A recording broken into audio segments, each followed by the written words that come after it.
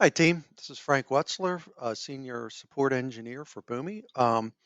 Wanted to give you some insight today on where critical log files are stored typically on a atom and molecule related to process executions. This particular help guide article is very helpful in understanding the directory structure of the Boomi runtime as it relates to the file system, the installation directory that's on the file share, typically for molecules or just on the local disk for an atom. But it's called installation directories for atom, molecules, and clouds. And it outlines the directories which can be seen on the installation folder across the board with a description of what is stored in these folders, as well as the life cycle for these folders, like how long the data lives, how it got created, and whether or not it contains any customer data. So on my molecule, I will navigate to it.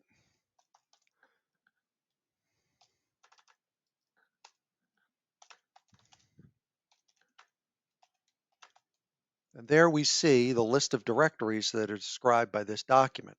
Now, as it relates to log files and process executions, there are two repositories where log files are stored.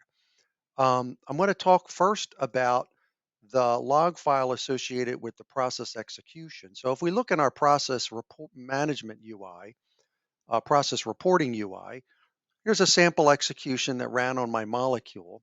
And if I look at the extended information and I download the execution artifacts, I can get the process execution logs typically. But sometimes, for whatever reason, it's difficult to download these. There's some sort of error, and it's important to go to the back end to get it.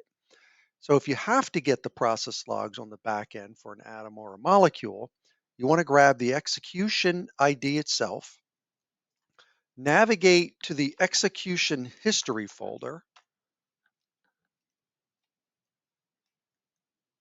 We're going to find that under here. Let me make these white here real quick.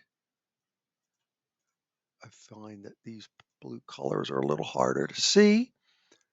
So here we go. CD execution. And then in here, we're going to go in the history folder because the execution is complete. And we're going to look at today's date because this execution ran on the 10th.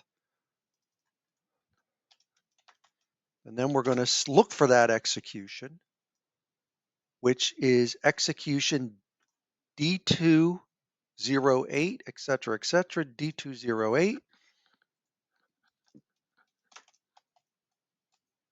And there's the same files we would get if we downloaded execution artifacts. The one we're interested in the moment is our process log, which we can see, and that gives us detailed information as the execution moves from shape to shape throughout the process.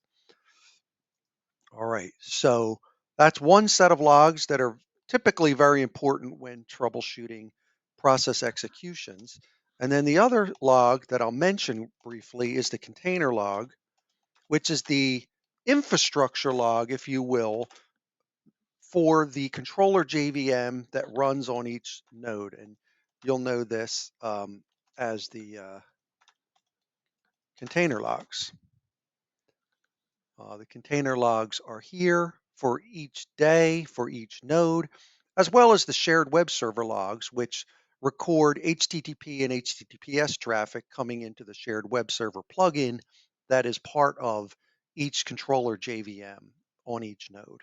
So you'll find those logs there too. All right. Well, with that, we'll conclude today's session. Happy integrating, team. Talk to you soon.